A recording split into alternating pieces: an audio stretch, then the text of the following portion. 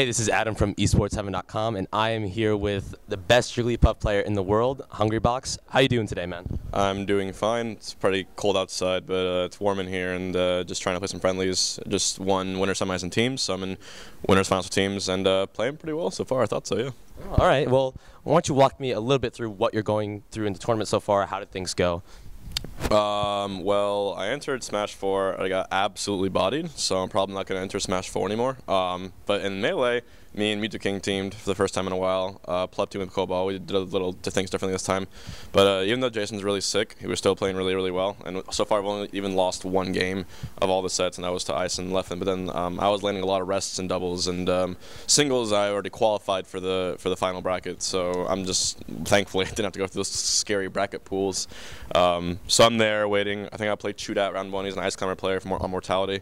And then if I do well in my bracket, I'll play probably eventually Dr. PP, then Armada, and finally the winner of Mango and Leffen projected. So I'm feeling pretty good. Got some sleep. Just got to eat some more food, drink some more Gatorade, and do fine. But other than that, it's really cool being at this event. Being in winners finals of the largest teams tournament is really cool as well. I think it's the largest teams tournament, but yeah, it's going pretty well. So you did say that you weren't teaming with Pleb at this time, who's historically been like your go-to partner. Is there a reason why you guys decided to change it up, or what's going on with there? The only reason actually was, remember Hax is a Fox player. He had a hand injury, and usually Armada's now with his brother Android teaming full time. So Mewtwo King's usually looking for teammates. He's usually with Hax now, but Hax had a hand injury. He wasn't going to go to Apex. So he messaged me saying, asked me if I wanted to team. So I messaged Plup and I'm saying, hey, Mewtwo King wants to team with me, but if you still want to team with me, that's fine too. And Plup said, no, go ahead, because you guys can probably win. So Plup was just being nice about it. And so we teamed, paid off pretty well. We're doing really well. And usually, if Jason has a teammate, me and Plup usually team. But I don't think Plup was playing at his best today. He's probably having an off day. It seems he didn't do too well in singles for the first time in a while. But, you know, it happens. And it's not always easy to play, especially with a character like Samus, play at the top level all the time. It's very difficult. So, yeah. Yeah, I was actually going to ask you about that. You've always kind of been like that guy that told everyone Plup is going to be big. He's getting really good. He's really, really talented. And it seems like he's finally like really ascended. Like last year, he was always getting consistently outside the top 8, but he recently beat Leffen. Like, do you feel like he's really reached that point where he's going to be a challenge to the gods every single tournament he attends? Yeah, his ceiling is a challenge to the gods. If he's playing on his ceiling, he's definitely right there at the god level, in my opinion. He can beat me. Maybe I think he can beat Mango's Fox too. He's playing on a good day. But there's more than just a like a ceiling of skill. Then you also have to put into the fact, how do you play in tournaments, how handle pressure.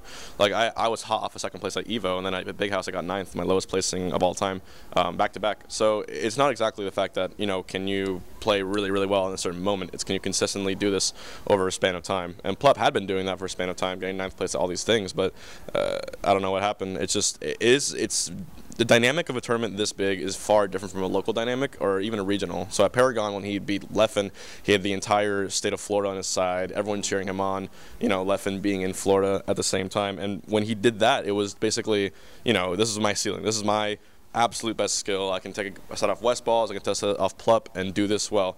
And a game off Mewtwo King too. But then when it comes to Apex, and you have to really learn how to sleep correctly. You have to learn how to manage stuff correctly, how to not stay on tilt. Like I said, it's stamina, really, being in a tournament this big. So, and that's just the way it is. Tournaments this big, they're going to be over multiple days, and you have to prepare adequately. So, Plup just got to this really top level just recently, so I think over time he'll get better at it. And I think Evo, maybe he'll perform a little more like what he's used to. Okay, I'd love to see him up there. It's always nice having that character variety. Oh, yeah, but sure. Another thing that kind of happened last year, I wouldn't say you fell off, but you know, you had not the performance you wanted to. Then you got second in Evo, and then the Big House 4 happened. Can you talk a little bit about what happened there? And also, I was going to ask you, how come you don't stand anymore when you play? 2014 was a really, I guess, pivotal year for me, because it was like my lowest performance in general the whole year, apart from Evo. I wasn't doing well in nationals. I was getting 5th, and then MLG lost to Axe, and Big House I lost to Leffen and Lucky, and it was just, it was tough. Like, those are unpredictable losses, and I was wondering, like, what is the reason I'm losing so much? And it was before Evo, I was in an internship in Arizona, and I was playing every day constantly, because I like play all the players there. There was a guy named Max, and he played Young Link, so I figured I'll just play as Young Link every single day with Falco and Fox. And little did I know, it wouldn't help me at all. But it turns out it wasn't necessarily playing the character matchups, but actually just staying warm and keeping like my tech skill up in the game, and keeping like my mentality in the game. That really helped me perform well at Evo. And I was playing probably the best I ever had in my life until Paragon. And so then Big House happened, and the week before Big House, I was like, I'm not going to practice because I have school, I have other priorities, but I'll do fine. I sort of went in, too confident, being like, I can do this at Jigglypuff. But that really taught me, A, you have to put in the work if you want to get good results. So now I'm practicing a lot more often. I have like sort of a practice schedule now, but even still, my priority is always school, so it's really hard to maintain everything. And B, I was a really superstitious person for a while, and I would think certain things are making me lose or not play well, like if I'm standing or sitting, or if I don't have a certain tagline or if I don't have a certain port. And right after Big House, when I tossed like all that shit out the window, and I realized it's not about like different preferences or priority. It's literally you reap what you sow, and like the work you put in is going to get what like you put out. And so I started doing that a lot more. And right after Big House, I challenged myself. I went to a random tournament in Pittsburgh. When I was random, it was pretty big, but I could have easily not gone. It would have been a big deal. But I wanted to challenge myself, so I went to Fight Pit where Cobalt was going, and I wanted to play Cobalt on a big stage and prove to myself that I can do it. And we had a really close winner set, and then I had a really good set for me in Grand. But it was still really close, but that was like what I needed. I needed that like boost up. And then since Big House, I haven't lost a single set in tournament up till today, which I still haven't lost. I don't think in doubles or in singles. So I want to continue that streak, and I think that streak happened because I truly told myself how to approach tournaments and how to play this game efficiently. And the only way to learn that is by making mistakes and losing. So I'm glad I lost at Big House and not at something like EVO or Apex, because I'm ready to bring everything I got to the plate now. That's interesting. You're really one of the only gods that has like all these like true life commitments. Like you're a chemical engineering student, but that also brings up something that a lot of people are asking themselves now. Obviously, Melee is huge. It's probably the biggest it's ever been. But are you just gonna ride this wave? Like, or are you gonna like maybe put away Smash at some point to really focus on being a chemical engineer and like leave this all behind? I can't put it away.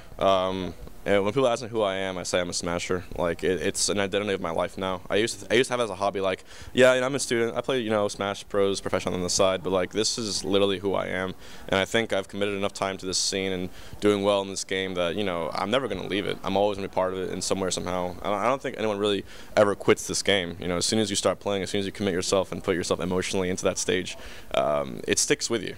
Even when there's a ton of old school players, PC Chris now, they quit and they saw the cathartic, just amazing rise of the game. And even when Brawl first came out and Melee locals were having like 10 people, and it was Dark Ages and it was about to die, it was sort of a blessing as well, because had Nintendo released PM as the Brawl, Melee would probably be dead today. It probably wouldn't be nearly as big anymore. But they released something completely different. We had chess and they gave us checkers, and so because of that, all the chess players, they're like, we still want to do this.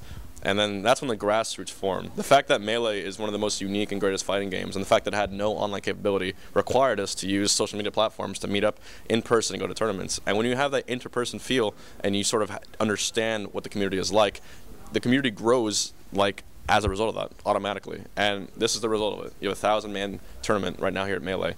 Back even when Melee first came out, we were hitting maybe 200 at the biggest, and it's just great. We're using every tool we have to make sure this community grows as much as it can.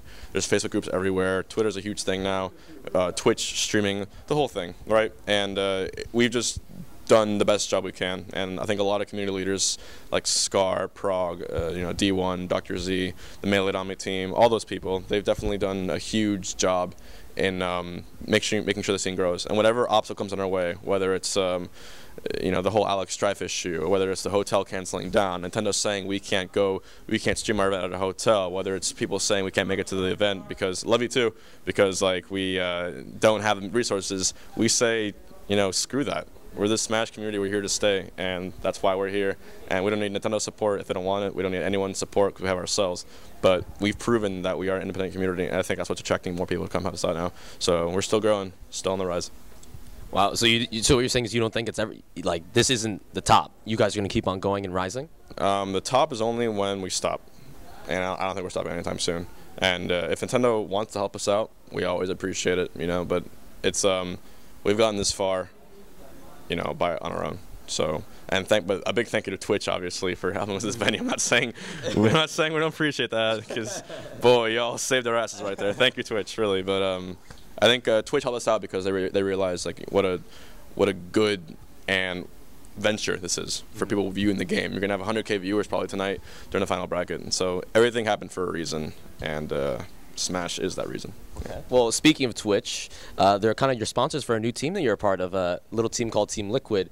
You were on Team Curse before, and I don't think anyone was really expecting the merger to happen. How do you feel about the merger? Like, were you surprised, and how do you feel having all these new teammates? I think it's a really cool experience. Yeah, people like my manager Brittany is always like making sure I'm like being well fed and like doing well, booking hotel rooms, and like Liquid's basically taking really good care of me, making sure like I go to tournaments, get the proper equipment, proper anything that I need. So Curse still is we are one team now, so I never really left Curse. We just became a part of a bigger family, and it's even better now. So having a good time, chilling, KJ and Ken, like even though we don't talk very often, I think it's really cool that we have a team mechanic because we can sort of like inspire each other to do well.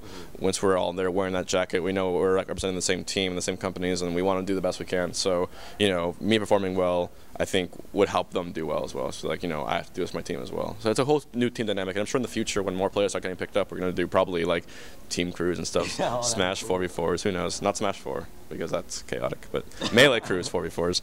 And so there's a lot of potential to happen. You've seen how big other esports get. No reason Smash shouldn't be there. Of course, I definitely hope it gets to that level. But being a part of Team Liquid, do you feel any pressure? Because like there's a certain dynasty that you need to live up to. Like people like Liquid Tasia, Liquid Hero. These are people who have won lots of championships and have brought honor to the Liquid name. How are you feeling about that? Do you feel like you really have to step it up and do well for the team? Do you watch Paragon? Yes. That's your answer. Okay. There you have it. Well, last year you kind of experimented a lot with your secondaries, Fox and Falco, but you've also said that you have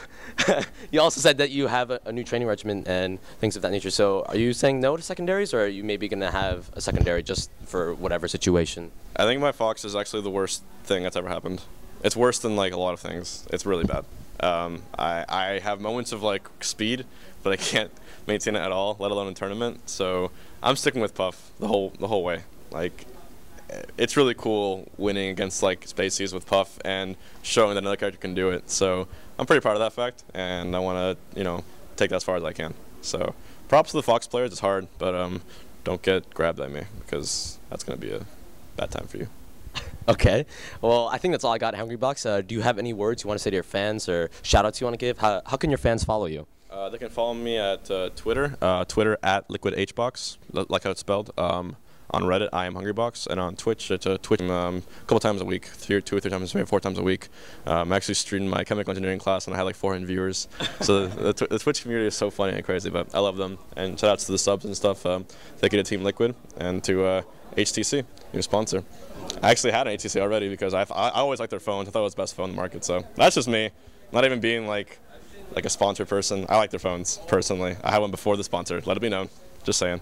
And anyway, but yeah, shout out to all the fans, and hopefully I do well today. So thank you. I mean, I got one too. I'm right there with you, man. HTC is all the way. So but good. Yeah. But before we go, when are we gonna see you next time after this tournament? When's the next tournament? I'm sure that like literally an hour after this tournament ends, all the TOs are gonna announce big regional events, and these are gonna be regional events all throughout the spring. So there's no big, huge national in the spring, unless someone says, "Hey, want to host one?" So. Probably a couple regionals. I might go to hers is like a big one in Nebraska in March. We'll see what there is. There's always tournaments popping up. Florida locals, obviously. Evo for sure is a big one right now, and I don't know if MLG is hosting it, and CEO. So CEO is probably gonna make it before Evo. So you see me at CEO and Evo this year for sure. Okay. Always the big nationals, and if regional gets announced, I'll announce on Twitter if I'm going or not for sure. All right. Thanks again for the interview, Hungrybox. Yep. And stay tuned to esports7.com for more coverage of Apex 2015. Thanks, guys.